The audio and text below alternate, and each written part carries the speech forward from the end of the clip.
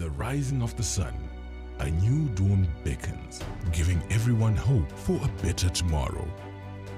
One Money Remit brings convenience to your doorstep, connecting the hustlers, providers, long-distance carriers, and loved ones from one part of the city to the most remote parts across Zimbabwe, connecting people and bridging the divide through technology. We are committed to delivering innovative mobile solutions, enabling you to send and collect US dollars anywhere and making sure life goes on through one secure connection, keeping smiles alive and making a difference no matter where you are. With One Money, it's one time.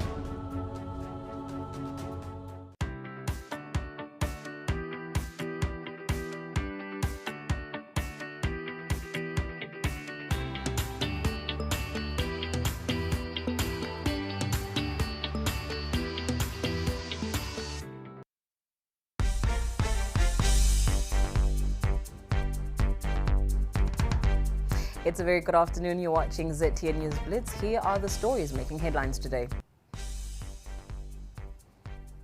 Zimbabwe records 14 COVID-19 deaths in 24 hours. Will ZESA keep the lights on this Christmas? Jacob Zuma's battle for freedom continues. And in sport, Yabo's bullets target Dynamos. Zimbabwe has recorded 14 COVID-19 deaths in the last 24 hours, the highest number of deaths since the 23rd of September.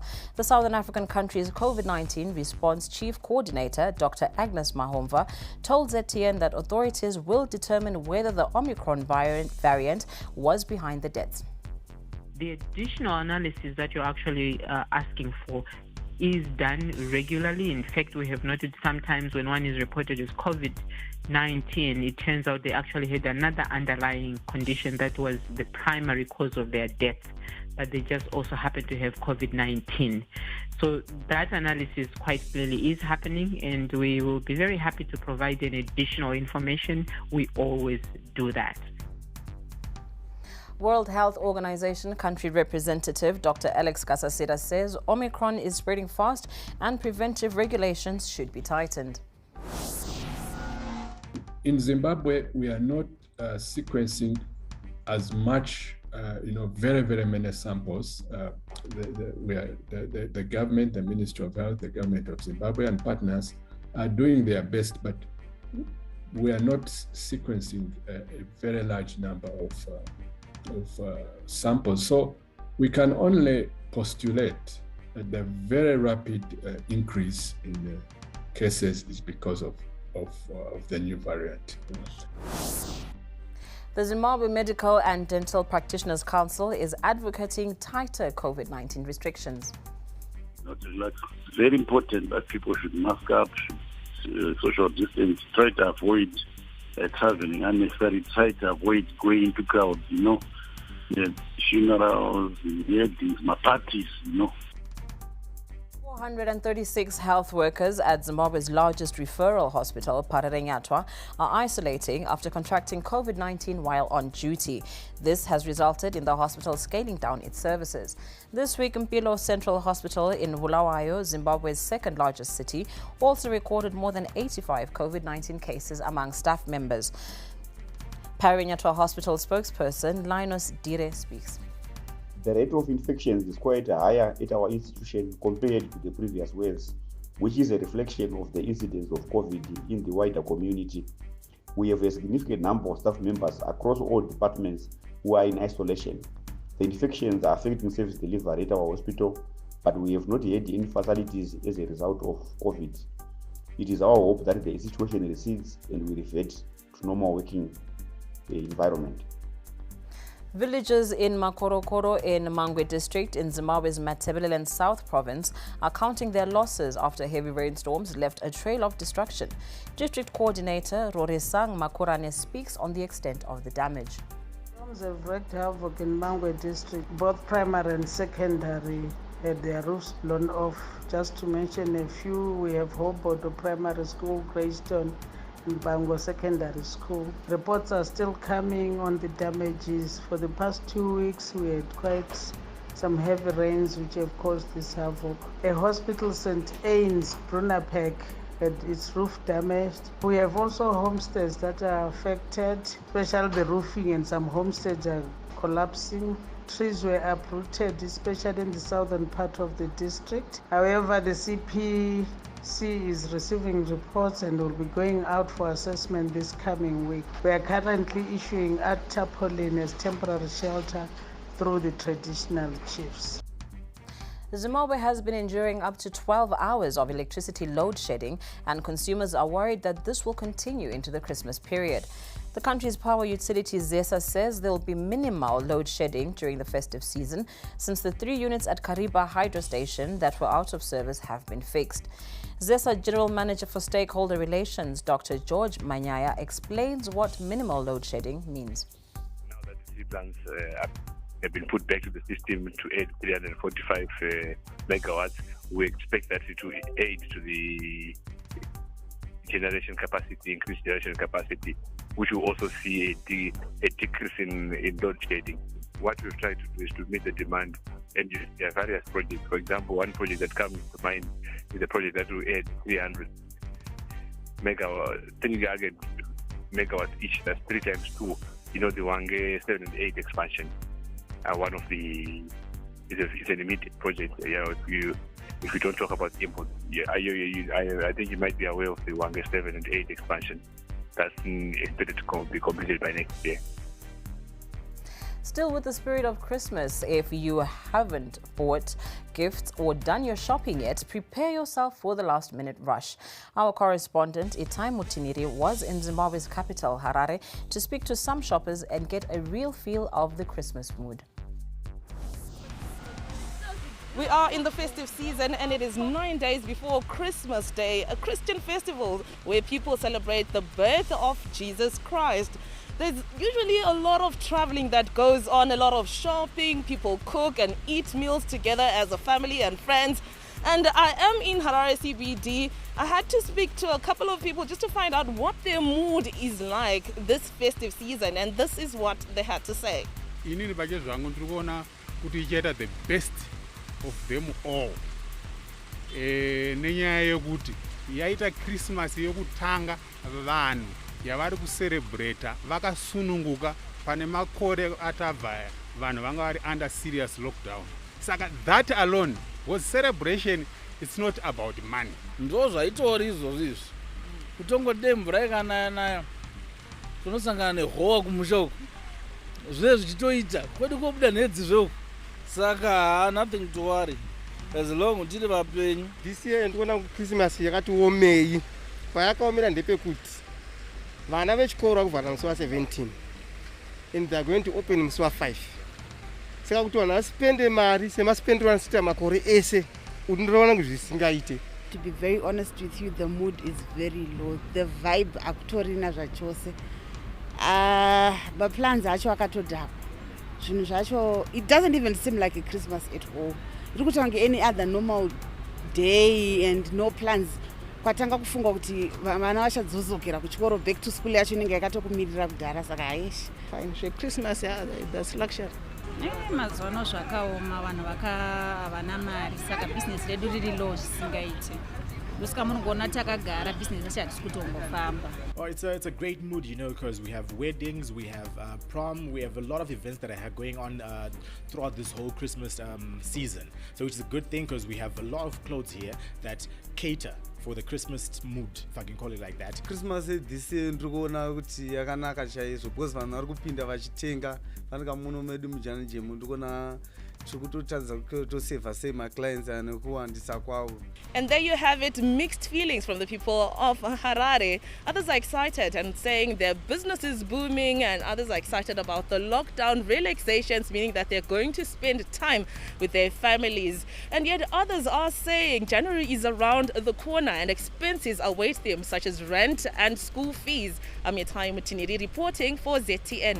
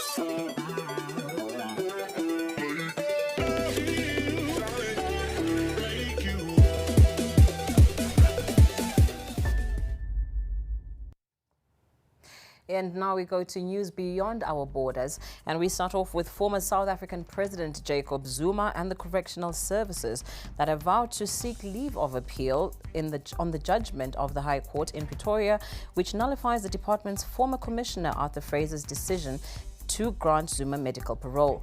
This follows Zuma's imprisonment for contempt of court after he refused to continue to appear before the Commission of Inquiry into State Capture in July. Kenya's High Court has suspended a government order to prevent those who are not fully vaccinated against COVID-19 from accessing services and entering public spaces such as national parks, bars and restaurants. The country announced last month it would require people to show vaccination certificates from December 21st to access in-person government services, including hospitals, schools, tax and immigration offices. Australia has reopened borders to vaccinated skilled migrants and foreign students after a nearly 2-year ban on their entry in a bid to boost an economy hit by stop-start COVID-19 lockdowns. Prime Minister Scott Morrison says his government is well placed to deal with rising numbers. Stay with us for sports news coming up.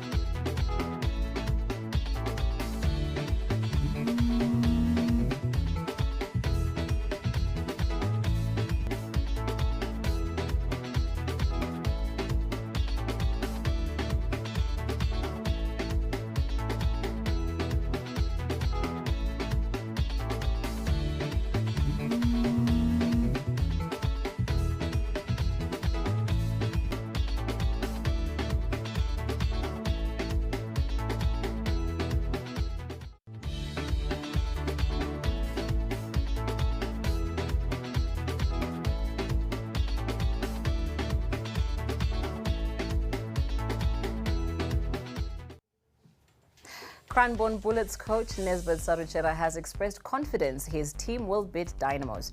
The two sides clashed in a league tie at the National Sports Stadium on Sunday, and Saruchera, whose side reached the Chibuku Super Cup semi-final, says the Army team has what it takes to shock Dimbare. We have prepared enough. The boys are very ready to play against the giants of Zimbabwean football, so they are motivated, if I can say. So we are ready to go maybe and show the fans what we have and what we are made of. So we are not even scared, but we are ready to play the giants. Zimbabwe's Real Betis Football Academy Director Gerald Swanda believes if West African footballers are developed along with Zimbabwean footballers, it could help the future of the game in the country. Gerald was speaking in reference to their recent move of taking on board a Ghanaian junior footballer to be part of their teams. Betis Ghana is an important friend for Zimbabwe. I think we've got great history between the two great nations, and from a footballing point of view, the Black Stars have been shining in world football. Great players that have gone to play for big teams in Europe, and the standard of football in Ghana from a development point of view is something that I believe in Zimbabwe can learn from. Why are the Ghanaians getting more contracts in Europe? Is because probably there's something special in the way that they are raised. And from an academy point of view, for our Zimbabwean players, we are also looking to see what kind of culture is in West Africa, what is their language when it comes to football. Football is a different language in every continent, but it's still the same language when you're on the four lines. But I think it's about appreciating what the West Africans bring to us. He's very competitive. Patrick he brings the West African feel factor, and to us, I think it's something that we're going to look. In addition to the Ghanaian junior, Real Betis also added a Brazilian. Head coach Murape, who has so far seen what the players have to offer, believes that the infusion of juniors from other countries helps set benchmarks. In West Africa, this is where the best players have come from. You talk of Tony Ebo, we have gone to make it Abedi Pele. So for us to have Bernardo and Patrick is a huge thing for us as a country, as an academy. Also the technical abilities of Brazilian players, West African players is unquestionable. And we are just pleased to have them and our boys. This shows the intention of the academy. We are an international academy. We are attracting players as far as Brazil, as far as Ghana. And you look at the academy that they've been playing their training in Dubai.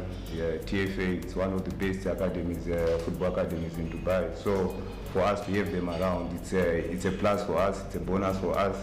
Hopefully we can all learn one or two things. And also our players can also learn and benefit from the experience of playing with them. So we are all happy to have them around.